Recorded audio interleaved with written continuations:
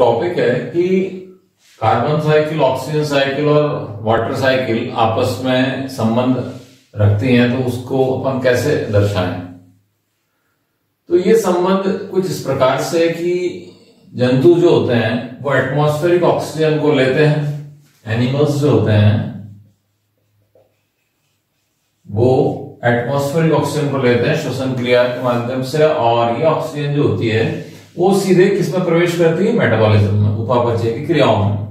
जंतुओं को उससे ऊर्जा प्राप्त होती है और साथ में क्या लिबरेट होता है, कार्बन डाइऑक्साइड और वाटर, जल और कार्बन डाइऑक्साइड का उत्पादन हो जाता है।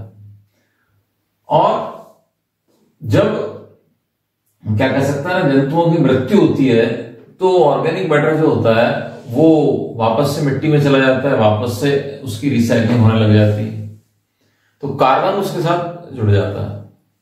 कार्बन की एंट्री कुछ इसी प्रकार से होती है मेटाबॉलिक रिएक्शंस के थ्रू, जैसा कि अपन देख रहे हैं।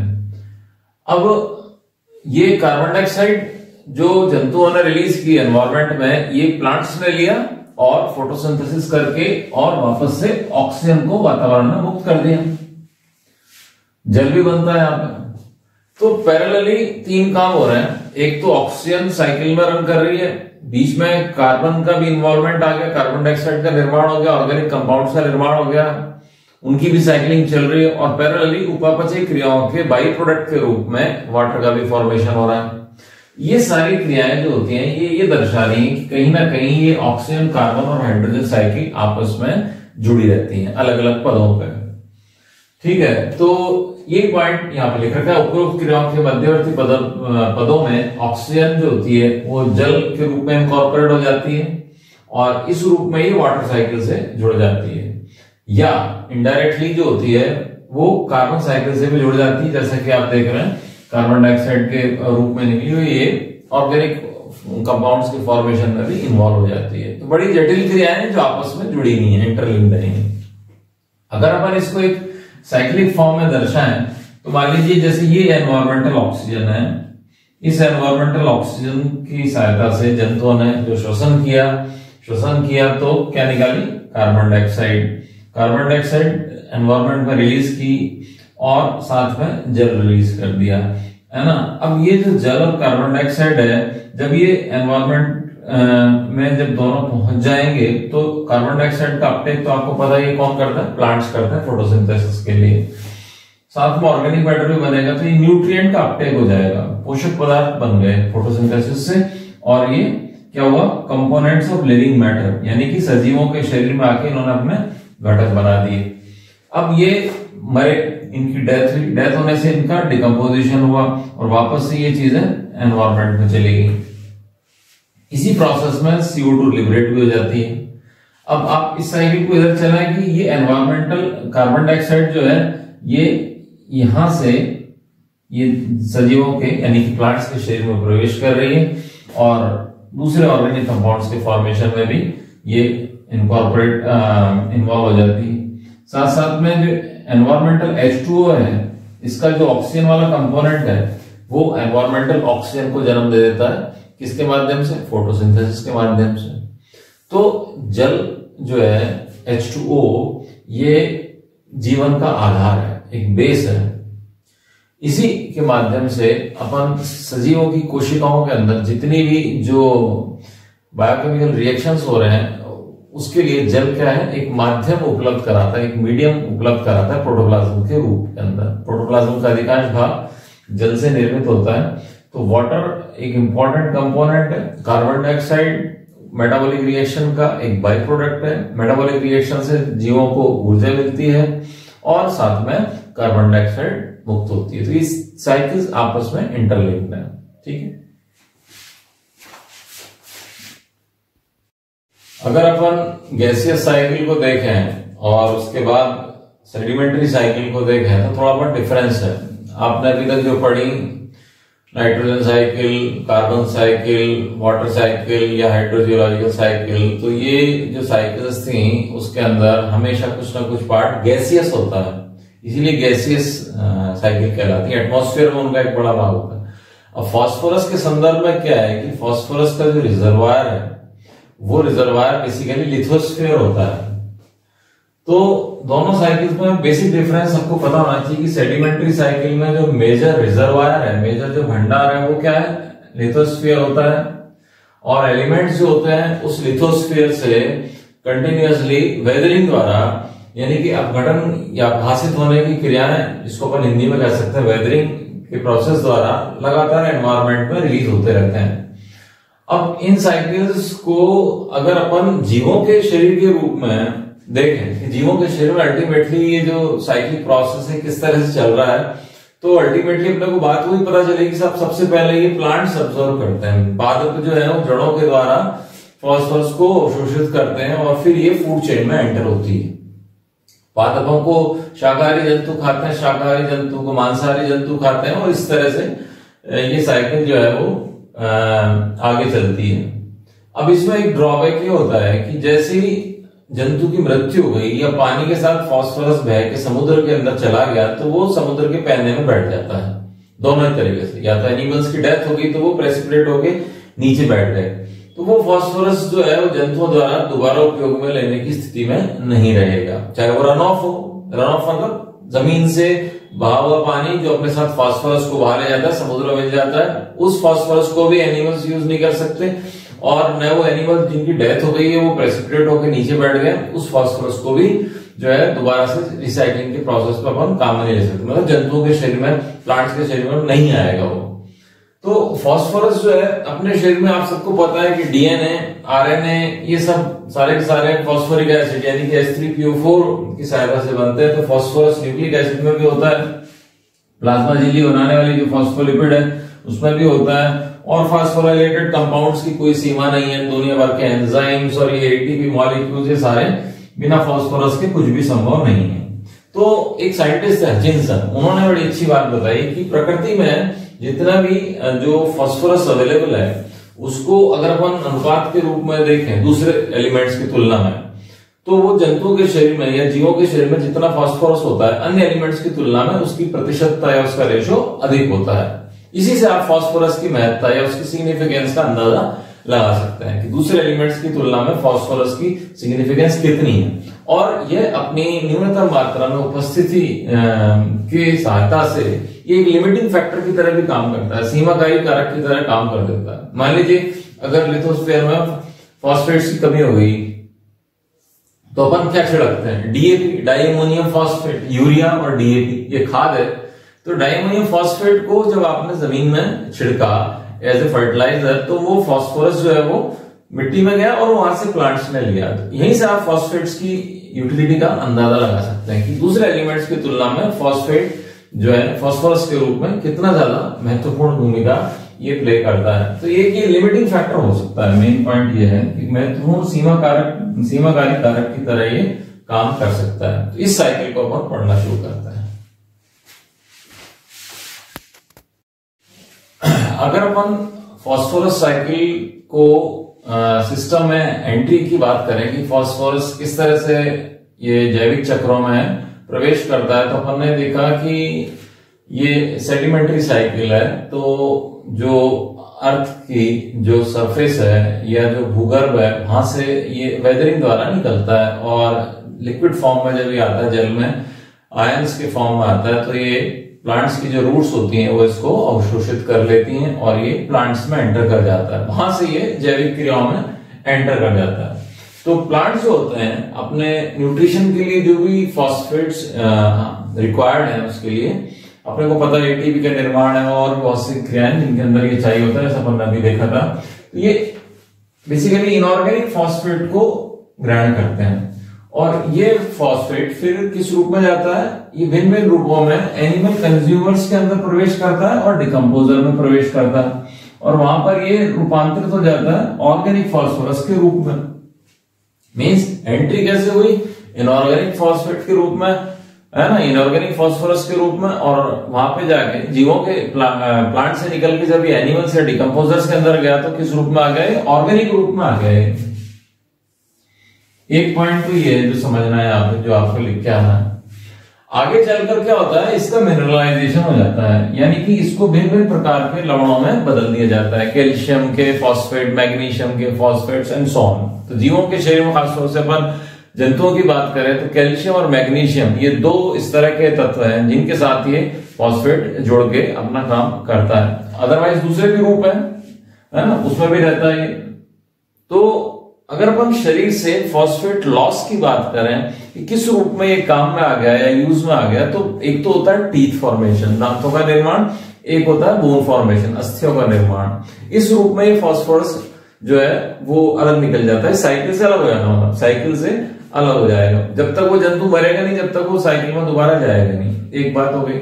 दूसरा है कि जब अपन उत्सर्जन करते हैं, जो किडनी है, किडनी के अंदर जो नेफ्रॉन्स होती हैं, वहां से भी अपने शरीर के अंदर जो भी एक्स्ट्रा फॉस्फोरस होता है वो उत्सर्जित कर दिया जाता है मल और मूत्र के द्वारा।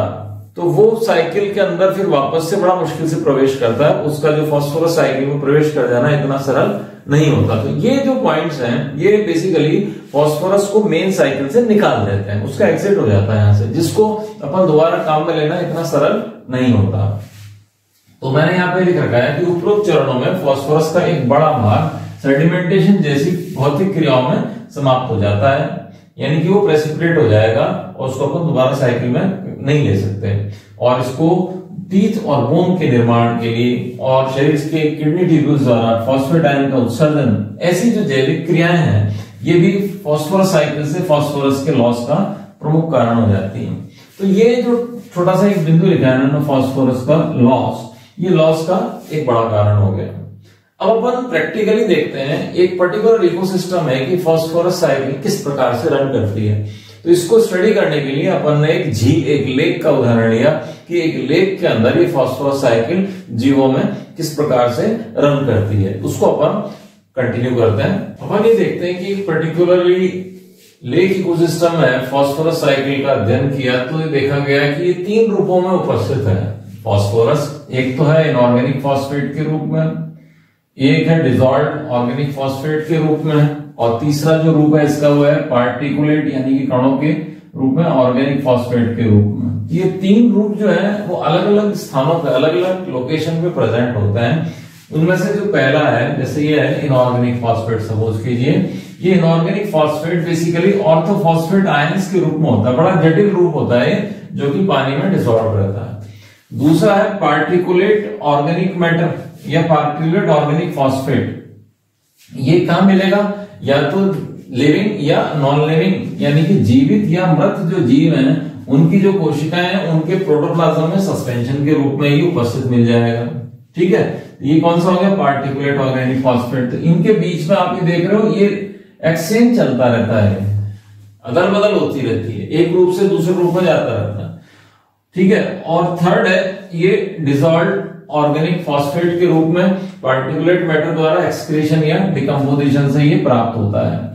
मींस इन तीनों रूपों में किसी न किसी रूप में आपस में एक्सचेंज चलता रहता है, उसी मीडियम में, उसी माध्यम में, उसी पर्टिकुलर इकोसिस्टम में। तो एक पॉइंट ये क्लियर हो गया। अब ये जो डिसॉल्व्ड या soluble organic phosphorus particulate matter द्वारा ये जो प्राप्त हुआ, ये बेसिकली उत्सर्जन, एक्सक्रीशन और डिकम्पोजिशन जैसी विधियों से प्राप्त होता है। तो इसके जो ऑब्टेन करने की जो विधि है, डिसॉल्व्ड या सॉल्युबल ऑर्गेनिक फॉस्फोरस या पार्टिकुलेट मैटर द्वारा ये प्राप्त होता है। तो एक पर्टिकुलर छोटे से इकोसिस्टम में अपन ने फॉस्फोरस को 3 रूपों में पाया। अब अपन ने ये और देखा कि जो प्लांट्स है और जो अधिकतर जंतु हैं वो अपनी मिनरल रिक्वायरमेंट्स, जो अपने दूसरे लवणों की रिक्वायरमेंट है, वो या तो लिक्विड फॉर्म में भूमि से प्राप्त करते हैं, जमीन से प्राप्त करते हैं, सराउंडिंग वाटर में जो लिक्विड होता है, लिक्विड एनवायरनमेंट से मिनरल सॉल्यूशन के रूप में प्राप्त कर लेते हैं। प्लांट्स की बात हो रही है। और इसके अतिरिक्त जो ओमनिवोर्स हैं और जो कार्निवोर जंतु हैं, या तो इसे दूसरे प्लांट्स को खाकर प्राप्त करेंगे, और अगर कार्निवोर से तो बट नेचुरल है, दूसरे जंतुओं को खाकर वो अपनी मिनरल रिक्वायरमेंट्स को पूरा करते हैं। जीवों की जब मृत्यु हो जाती है, चाहे वो प्लांट्स हो चाहे एनिमल्स हो, तो वो डिकम्पोजिंग एक्टिविटी जो कि सूक्ष्म जीवियों द्वारा होती है, जो कि ग्राउंड में अवेलेबल होते हैं, अंडरग्राउंड लेवल पे सूक्ष्म जीवी, वो डिकम्पोजिंग एक्टिविटीज द्वारा उन मिनरल्स को वापस से सॉइल या अपने सराउंडिंग वाटर में लौटा दिया जाता है, ताकि उस मिनरल की दोबारा से जो है यूटिलिटी सिद्ध हो सके, वो मिनरल दोबारा से किसी जीव के काम में आ सके। तो ये साइकिल जो है वो प्रकृति में लगातार चलती रहती है। इसको अपन कंटिन्यू कर रहे हैं। अपन ये देखते हैं कि जो फास्फोरस है उसका जो मेन रिजर्वायर है दैट इज रॉक्स, चट्टानें। पृथ्वी के गर्भ में छुपी हुई चट्टानें या पहाड़ों के रूप में जो चट्टानें हैं उनके अंदर ये फास्फोरस का रिजर्वायर होता है, भंडार होता है। तो या तो ये वैदरिक द्वारा यानी कि प्रकृति की क्रियाएं जैसे कि वर्षा होना, तेज हवाओं का चलना, इस प्रकार की क्रियाएं, जंतुओं का वहां जाना, या फिर माइनिंग एक्टिविटीज द्वारा ये वातावरण में फास्फोरस रिलीज होता रहता है। ये वहां से एक्वेटिक यानी कि जलीय या टेरेस्ट्रियल यानी कि स्थलीय प्लांट्स और एनिमल्स में प्रवेश कर जाता है भोजन के माध्यम से। अब वो चाहे ग्रेजर्स हो, चाहे वो प्रेडेटर्स हो, चाहे वो पैरासाइट्स हो, उनके द्वारा ये फॉस्फेट जो है वो अपटेक होता है, जैसे अपन ने भी देखा आयंस के फॉर्म में। जब इनकी मृत्यु होती है और इनका डिकम्पोजिशन होता है तो ये वापस से इकोसिस्टम में इसको लौटा दिया जाता है। अभी अपन इसको एक साइकिल बना के देखेंगे प्रॉपरली, लेकिन मोटी बात यही है। अब इसके बाद में अपन ये देखते हैं कि क्या जो फास्फोरस जल में चला गया, क्या उसका उपयोग बिल्कुल ही संभव नहीं है? तो ये कहना भी ठीक नहीं रहेगा। लेकिन ये बात ठीक है कि जो पानी में चला गया और जो प्रेसिपिटेट हो गया, चाहे वो गहरा झील का पानी हो, चाहे वो समुद्री जल हो, उसकी जो क्या कह सकते हैं ना अवेलेबिलिटी है ना दूसरे जंतुओं के लिए, वो इतनी एफिशिएंट नहीं होती, इतनी सक्षम नहीं होती। इसलिए अपन उस फास्फोरस को जो एक बार रन ऑफ के साथ चला गया और प्रेसिपिटेट हो गया, उसको दोबारा जीवों में लाना जो है बड़ा चैलेंजिंग होता है, वो उतना आसान नहीं होता। ये चीज यहाँ पे लिख रखी है। तो अधिकांश भाग जल के माध्यम से समुद्र के सेडिमेंट्स में पहुंच गया, वो रन ऑफ होके, है ना, और किस रूप में आ गया? उसका अनुपयोगी रूप में आ गया। लेकिन अब यहां से लेकिन ये इसी का कुछ भाग जो होता है वो जल में, जहां पे रिसर्कुलेशन होता है ना, पानी की जो रिसाइकलिंग होती रहती है, इस तरह से ऊपर का जल नीचे चला जाता है, नीचे का जल ऊपर चला जाता है, पानी की रिसाइकलिंग होती रहती है। तो ये धीरे धीरे जो प्रेसिपिटेट हुआ फास्फोरस था ये पानी की ऊपरी सतह में आ जाता है, जिसको अपन बोलते हैं फोटोसिंथेटिक जोन।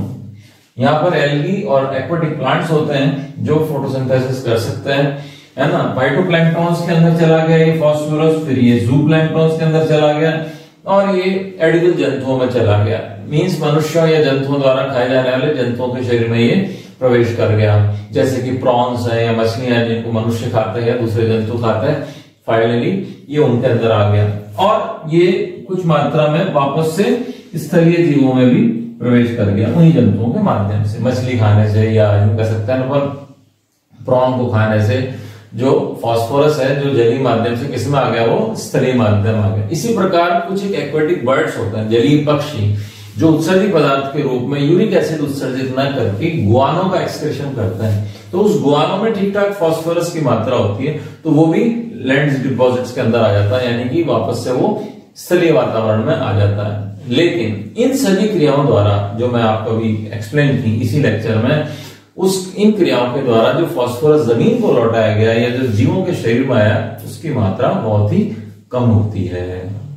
तो अल्टीमेटली बात घूम फिर के कहा आई कि जो फास्फोरस है उसका मेन सोर्स है रॉक्स या चट्टानें या पथरीली जगह, जहां से वो जीवों के शरीर में प्रवेश करता है ना, या मिट्टी के द्वारा शरीर में प्लांट में प्रवेश करता है। लेकिन इस माध्यम से भी वो एंटर करता है, अपन उसको नकार नहीं सकते। बस फर्क इतना है कि ये मात्रा जो है फास्फोरस की, जो इस माध्यम से जिसको अपन ने अभी डिस्कस किया, जो एंटर कर रही है वो मात्रा कम होती है। ये फास्फोरस सर्कुलेशन हेतु अपर्याप्त मात्रा है ये, जिसकी अपन पूरी तरह से इस पर डिपेंड नहीं रह सकते।